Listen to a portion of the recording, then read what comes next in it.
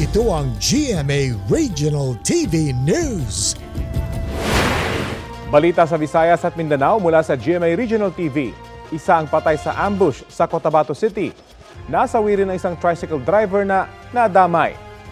Cecil, anong tinitinang motibo dun sa krimen? Rafi, personal na galit ang tinitinang motibo sa pananambang.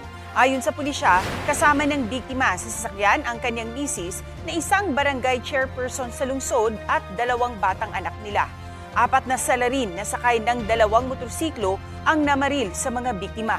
Idiniklarang dead on arrival sa ospital ang biktima na nagtamo ng maraming tama ng bala sa katawan. Sugatan sa balikat ang kanyang misis habang nagtamo ng minor injuries ang mga anak nila. Isang tricycle driver na nasa lugar ng ambush ang nasawi matapos tamaan ng ligaw na bala. Na-recover sa crime scene ang mahigit 6 na basyo ng bala mula sa magkakaibang klase ng baril. Patuloy pa ang investigasyon.